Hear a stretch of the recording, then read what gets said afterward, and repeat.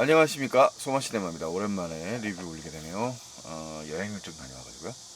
자, 제가 우리 여행 다녀와서 본 영화가 두 편이 있는데, 오늘은 일단 밀수에 대해서 좀 얘기를 해봅시다. 자, 밀수는 1900 아니 유승환 감독의 최신작이죠. 유승환 감독은 뭐 한국을 어쨌든 대표하는 감독이라고 말할 수 있을 것 같은데, 특히 장르물에 이제 특화된 감독이고요. 이 초기작들부터 보신 분들은 아시겠지만, 유승환 감독의 초기작들이 죽거나 혹은 나쁘거나 피도 눈물도 없이 아라한 장풍대 작전, 이런 영화들까지는 거의 액션물에 치중했던 감독입니다. 실제로 액션 키드라고 불렸던 감독이고, 그러다가 이제 장르물에서 좀 영역이 여전히 뭐 액션물이 아니라고 말할 수는 없지만, 좀 영역을 좀 넓혀왔다고 말할 수 있고요. 그 이제 주먹이 운다, 휴먼 드라마에 좀 가깝죠. 물론 이제 복싱 장면이 하이라이트입니다만, 짝패, 이제 짝패 액션 영화입니다. 납치마리의 경우에는 복고 영화를 일부러 좀 패러디한 그런 영화에 가까운 좀 코미디 영화고요. 부당거래부터 좀 진지한 이 인간관계를 좀 다루고 있는, 제가 생각할 때 두기봉식이라든가 이런 감독들의 스타일과 좀 어떤 면에서 유사한 다양한 인물들이 등장을 하고 다양한 인물들이 관계가 이제 풀려나가는 이야기들이에요. 그 얘기가 그런 스타일이 부당거래, 베를린, 그 다음에 이제 모가디슈, 밀수도 마찬가지고요. 그 다음에 이제 뭐 구남도, 이 정도는 그런 스토리인 것 같습니다. 베테랑도 따지고 보면 그렇네요. 그러니까 이 대부분의 작품들이 이제 유승환식 작법의 형성이 되었다고 말할 수 있습니다. 거기다가 한국 사회의 특징들이 조금 더 결합되고 역사성 같은 게 투영되는 이야기를 통해서 좀 더 구체적으로, 그러니까 장르 자체에서 끝나는 것이 아니라 그것이 좀 사실적인 이야기들과 리얼리즘과 결합되는 형태로 가면서 좀 더 대중적인 스타일의 감독이 되었다고 말할 수 있을 것 같습니다. 어쨌든 이 밀수의 경우는 사실 모가디슈가 상당히 호평을 받았고, 어쨌든 진지한 소재를 다루고 있는 영화의 것에 비해서 상당히 좀 본격적인 오락물에 가까운 영화라고 말할 수 있을 것 같고요. 좀 장르적인 성격의 영화들, 하이스트 무비라든가 이제 범죄물의 성격을 많이 보여주고 있는 영화일 것 같습니다. 피도 눈물도 없이의 성격과 좀 유사해 보이고, 다찌마리 같은 아주 코미디의 좀 레트로한 스타일들을 일부러 또 많이 가지고 와서 시대적 분위기를 좀 많이 유지하고 있는 영화입니다. 이 영화에 대한 평가는 이렇게 뭐 아주 나쁘진 않다고 볼 수 있어요. 오락 영화로 아예 만든 영화라고 말할 수 있기 때문에 이에 대해서 별 3개, 3개 반 정도의 평가가 전반적으로 나오고 있고, 이런 평가들의 경우에는 뭐 이 약간의 비판들이 있습니다. 뭐 이게 아무래도 이 스타일에 좀 경도되어 있는 영화들이다 보니까 이 영화가 좀 뭔가 진지해 보이는 뭐 메시지 있는 영화로 보지는 않는다라는 거죠.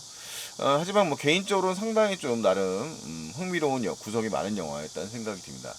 이 영화를 잘 보시면요, 이 전반부에 지금 영화의 메인 예고편의 이미지를 보고 있는데, 이 앞부분에 이 제목이 뜨기 전, 그리고 이제 영화의 포맷이 바뀌어요. 그러니까 영화가 이제 일단 옆으로 2.35 대비율 정도인 것 같은데, 좀 더 길어진 화면 비로 이렇게 넓어지게 되거든요. 그 전까지 1.85 대비율로 납니다. 그러니까 2년 후라고 쓰여 있는, 그러니까 한 60, 한 7년, 68년, 아니다, 76년이고요. 76년, 78년 정도가 이제 영화 배경인데, 이때는 이제 저도 기억을 합니다만, 한 80년대까지는 수입 금지화 조치가 있어서 밀수 제품이 일반적이었다고 할 수 있어요. 그러니까 우리나라의 LG전자나 삼성전자의 기술이 그렇게 높지가 않아서 일반인 사람들이 쓰는 물품의 경우에도 뭐 전원 다 밀수 제품을 쓴 건 아니겠지만 상당히 좋은 거다라고 자랑할 수 있을 만한 분위기. 뭐 담배의 경우도 양담배라고 불렸고요. 영화에 이제 대사에 찰지게 이제 나와 있는데, 그런 시대적 배경을 가지고 있는데, 아마 이제 박정희 시대 말기 때쯤에는 이게 단속이 좀 심해졌을 때가 76년, 78년 요 정도였을 거예요. 그 시대를 배경을 하고 있는 거죠. 나름 범죄와의 시대랑도 결합되어 있는데, 아마 범죄와의 시대에서 최민식 캐릭터가 직업이 뭐였는지 여러분들 기억을 하시나요? 그분이 원래 영화 전반부에 보면 세관원이었어요. 그래서 이제 세관이고, 당시에는 경찰에 대해서 뭐 일종의 경찰들에 대한 무슨 일종의 교통법규만 어겨도 뭐 돈을 줬다거나 이런 얘기들이 굉장히 흔했던 시대라고 말할 수 있습니다. 그래서 부패가 만연했던 시기이기도 하죠. 자, 그 시대를 배경으로 해서 일단 어쨌든 이 등장인물들은 밀수와 관련되어 있는 인물로 등장을 하는데 역시 공간 가는 인물들이 중심이 되어야 될 거고 영화의 시야 배경에 있어도 좀 새로움을 주기 위해서라도 해녀라고 하는 특징을 가지고 있는 캐릭터들, 이 주인공들이 등장을 합니다. 영화에서 사실 이 두 인물이 되게 중심 인물이라는 거는 다 알 수 있는 거죠. 이 김혜수 캐릭터. 영화에서 이제 이 한번 변신을 합니다. 아까 매경 그 영화가 화면이 확장되는 공간이 등장하는데 그 영화가 76년도를 전에 배경으로 해서 이 진숙이라고 불리는 염정아 캐릭터, 이 진숙이라고 불리는 염정아 캐릭터가 이 가장 큰 변화를 일으키는 인물이에요. 76년도에 사건이 있죠. 사건이 있고 그 사건 전까지 이 둘은 아주 매우 친밀한 사이의 관계입니다. 그러니까 이 둘이 입고 있는 옷만 봐도 지금 진숙의 그 밀수를 해서 돈을 좀 많이 벌던 시기예요. 영화의 앞부분입니다. 그때는 옆에 있는 인물이 저기거든요. 김혜수 캐릭터거든요. 이 김혜수 캐릭터와 위아래 옷이 서로 바뀌어서 있어요. 그러니까 보면 요 사진은 좀 잘렸습니다만 이 위에는 요 빨간색 줄무늬 요게 있고요. 체크 남방이고 반대로 진숙의 경우엔 바지가 그 색깔이고요. 이 반대로 상하이 사이는 또 색깔이 바뀌어 있죠. 그래서 그만큼 이제 둘이 영화에는 그런 말이 나오지 않습니다만 거의 형제 자매, 아주 친자매, 좀 더 나아가면 연인 관계까지는 설명은 전혀 없습니다. 어쨌든 굉장히 친숙한 관계인데 그 관계가 그 2년 전의 사건에 통해서 깨져버리게 되고 이 둘이 이제 일종의 배신자라고 하는 여기 지금 이게 이제 다시 2년이 지난 다음에 군천이라고 하는 이제 그 가상의 공간이죠. 아마 군산이나 이쪽 지역을 배경을 하고 있는 것 같습니다. 어쨌든 범죄가 벌어지는 공간이기 때문에 군천이라는 가상의 공간이 나오지고 그 다음에 지금 영화 속에 지금 김혜수 캐릭터가 등장을 하고 있는데 이 캐릭터는 2년 전의 사건 때문에 서울에서 이제 일종의 밀수 사업을 하게 됩니다. 밀수 사업을 하게 됩니다. 약간 여기 나오네. 사진이 있네요. 여기 보시면 지금 이 두 캐릭터, 네. 여기 보시면 두 캐릭터가 거의 같은 이 모양의 커플 룩을 일종의 하고 있다는 걸 알 수 있어요. 그래서 이 두 캐릭터의 친밀함을 보여주는, 시각적으로 보여주는 그런 모습이고요. 이 두 캐릭터의 관계에 따라서 처음에 해녀를 활동을 하면서 거의 이제 짝꿍처럼 지내고 있는 이 두 캐릭터고요. 그 다음에 이 둘의 일련의 사건을 통해서 헤어지게 되고 그 헤어지면서 일종의 사이가 다시 나빠지게 되는 거죠. 나빠진 관계가 되는 거예요. 일종의 배신 관계가 형성되었다고 할 수 있는 관계가 형성이 됩니다. 그 다음에 이제 이야기가 본격적으로 영화상으로는 화면비가 다시 2.35대 비율로 형성이 돼요. 그러니까 76년도 배경에서 밀수 사업에 뛰어들게 되고 그 다음에 이제 그것도 일종의 인과관계가 있는데 그 다음에 이들의 파국을 맞는 관계가 영화의 이제 맨 앞에 에필로그 부분, 프롤로그 부분에서도 앞부분과 뒷부분으로 나눠서 갈려져 있습니다. 그리고 나서 이제 그 본격적인 본편 이야기는 이 영화의 화면비가 아예 바뀌어서 2.35대 비율로 화면비가 바뀌면서 영화가 전개되는 거죠. 그러니까 이 둘의 관계에서 그런 대사도 등장을 하는데 영화에서 이 조인성 캐릭터와 김혜수 캐릭터가 얘기하면서 상하관계하고 수평관계를 설명하면서 이것을 약간 좀 농담조의 이야기를 합니다만 이 넓어진 이 영화의 시야는 이 다양한 인물들의 관계들의 그런 갈등들이에요. 누가 위아래 특별하게 우위가 있는 것이 아니라 이 서로 수평적 관계를 맺고 있습니다. 그래서 영화의 그룹상으로는 이제 이 가장 흥미로운 인물 중에 한 명이 이제 박정민 캐릭터이죠. 박정민 캐릭터의 경우에는 영화에서는 일종의 뜨내기 같은 인물로 등장을 해가지고 영웅본색으로 치자면 이자훈 캐릭터 같은 인물이에요. 이 얘기를 들으면 너무 많은 스포일러가 되는데 영웅본색을 아시는 분들한테는 원래는 이런 약간 좀 얼뜨기 같은 캐릭터였던 인물이 일 잘 못하는 그냥 보호받는 동생 같은 친구였다가 나중에 후반부에 이제 가면은 이제 중후반부에 가면 이 동네의 보스가 돼버리는 그런 인물로 등장을 하게 됩니다. 그리고 이제 반면에 이제 영웅문색과 얘기를 해보자면 조인성 캐릭터인 권상사라고 하는 캐릭터는 사실 상사 이런 인물들은 신상사, 권상사는 옛날에 이제 깡패 영화들에서 많이 등장했던 인물인데 의리의 캐릭터 같은 인물이에요. 물론 거친 인물로 등장을 합니다만 영화의 전반부에 밀수계의 뭐 기리나 같은 인물이죠. 그런 인물로 등장합니다만 영화에서는 상당히 멋있는 캐릭터로 등장을 하게 됩니다. 그래서 영문색을 생각 떠올리면 또 나름대로 그런 인물입니다. 그래서 아주 뭐 영화에서 물론 악인이긴 합니다만 악인으로서 이 갖고 있는 일종의 의리고 이 영화의 범죄의 저기 뭡니까 그 최동원 감독 영화에 등장을 하고 있는 그 도둑들에 나오는 임다라 같은 캐릭터이기도 하고 뭐 좀 그런 지위를 점하고 있습니다. 그래서 이 영화를 보면 일단 6명의 캐릭터가 일단 주역 캐릭터죠. 이 6명의 캐릭터 김종수, 조인성, 김혜수, 염정아 이 두 인물이 중심이고요. 그다음에 이제 이 외부자 고민씨가 이제 그 일종의 마담, 어린 마담, 다방을 유지하고 있는 마담으로 등장을 하고 있는 사람으로 등장을 하고 그 사람이 이제 이 영화에 좀 감초 같은 역할을 또 담당을 합니다. 이 캐릭터들이 워낙 찰떡같이 잘 붙어 있어가지고 영화적으로 전체적으로의 흐름이 되게 스무스하게 넘어가고요.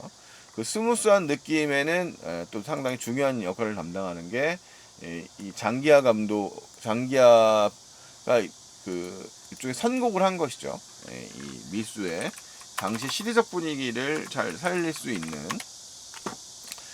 그런 OST들이 등장을 합니다. 그래서 영화에서 지금 요건 이제 지금 그 스포티파이의 플레이리스트에 나와 있는 건데 이런 곡들이 들어오거든요. 최연의 앵두가 아마 시작일 거예요.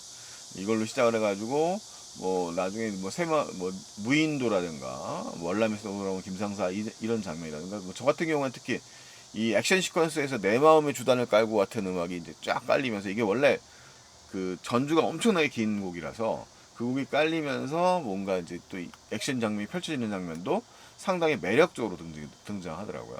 그래서 밀수라고 하는 이 영화가 상당히 범죄적 요소들의 이런 어떻게 보면 익숙한 장르 영화로의 특징들을 잘 보여주지만 그 요소들이 또 이 새로운 공간이에요. 이 바다라고 하는 공간을 활용하면서 수중 액션 시퀀스가 펼치거든요. 기본적으로 이 영화는 피도 눈물도 없이의 그 두 여자 주인공이 주연인데 이 유승환 감독의 두 번째 장편 영화였죠. 그 피도 눈물도 없이에 나오는 그 구도적인 측면들이 이제 연상을 시키는 영화입니다. 피도 눈물도 없이에 그 영화에서 이제 이혜영과 전도연이 주연이었는데 이 영화를 이 약한 어떻게 보면 물리적으로 약한 여자들이 싸워 나가야 된다는 상황들을 만들어낸다는 점에서 남자들 사이에서 유사한 면이 있는데 대신 이들에게는 공간이 주어지죠. 공간은 바로 바다라는 공간이고 해녀라는 특성이기 때문에 이들에게는 이 바다라는 공간 자체에게는 이들의 무기가 될 수 있습니다. 그래서 영화의 하이라이트 마지막 최종 클라이막스 액션 시퀀스는 한국 영화에서는 보기 드문 수중 액션 시퀀스가 펼쳐지는데 또 꽤 그럴듯하게 연출이 되어서 영화를 보는데 즐거움을 줍니다. 어쨌든 약간 이제 인위적이거나 부분 좀 억지적인 요소들이 없는 건 아니에요. 그러니까 꼭 그들이 꼭 필연적으로 거기서 만나야 되는가라고 했을 텐데 영화는 장르적 흐름들을 가고 있고 기본적으로 욕망에 충실한 인물들이기 때문에 그 물리적인 싸움 그리고 약간 이제 70년대 80년대 스타일의 약간 그런 겉멋 어린 것에 대한 향수 노스텔지아 요소들 같은 것들이 들어있죠. 이 박정민 캐릭터의 경우 야비한 인물입니다만 나름대로 이제 또 야비하고 단순한 인물로 등장을 하기 때문에 단순한 선택을 좀 하게 되는 경향들을 또 보여주게 됩니다. 그리고 의외의 인물이 또 숨어 있는데 영화에 나와 있는 이제 예고편이라든가 이런 데서는 뭐 크게 부각이 안 되는 인물이다만 그 역할을 또 나름대로 잘해주는 또 인물이 있습니다. 이게 한국의 희대상과 또 맞물려 가지고 이야기가 전고 있어서 밀수란 영화 자체가 기본적으로 매우 경쾌한 영화로 흘러간다. 물론 잔혹한 액션 시퀀스가 없는 건 아니에요. 이 칼부림 장면 같은 경우가 이제 등장을 하니까 이런 장면이 등장을 해서 이런 장면들은 액션 시퀀스 자체의 특징들을 잘 보여주고 있는 것이기도 합니다만 나름대로 흥미로운 구석을 가지고 있는 영화들이라고 할 수 있겠습니다.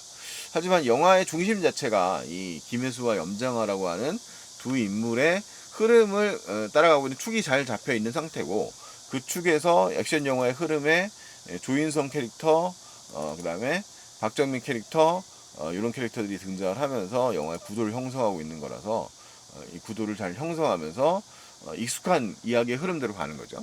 익숙한 이야기의 흐름대로 가고, 마지막에 이제 그것이 통쾌한 결말을 향해 나가는 이야기라, 일단 여름에 복잡하지 않고 단순하고, 또 우리나라의 1976년, 78년에 또 미술, 프로덕션 디자인이 상당히 꽤 훌륭하게 묘사되어 있습니다. 촌스럽지 않게 잘 묘사가 되어 있어서 영화의 흐름 자체가 매우 경쾌하게 볼 수 있는 오락 액션물로서 매우 적합한 영화라고 말할 수 있겠습니다. 유승환 감독의 그 장기가 나름대로 잘 살아있는 그런 영화고요. 뭐 유승환 감독이 뭐 일종의 각 잡고 만든 뭐 그런 메시지 중심의 영화, 메시지가 들어가 있는 영화는 아니기 때문에 평가가 높지 않습니다. 실제로는 좀 더 잘 구성되어 있는 영화라고 말할 수 있을 것 같습니다. 소마시네마 막 리뷰 뭐 대략 이렇게 설명하도록 할게요. 아주 유쾌하게 볼 수 있는 영화니까요. 여러분들 꼭 극장에서 보시기 바랍니다. 극장에서 볼 만큼 시원한 시각적인 측면들과 액션적 측면들, 묘사들, 그리고 뭐 배우들의 연기력까지 모두 잘 구성되어 있는 좋은 영화이니까요. 다만 이제 뭐 이런 장르물 자체를 좀 별로 좋아하지 않는다라면 약간 회피하실 수 있겠습니다만 매우 즐거운 영화 되겠습니다. 이상 밀수에 대한 소마 51의 리뷰였습니다. 소마 시네마의 리뷰였습니다. 이상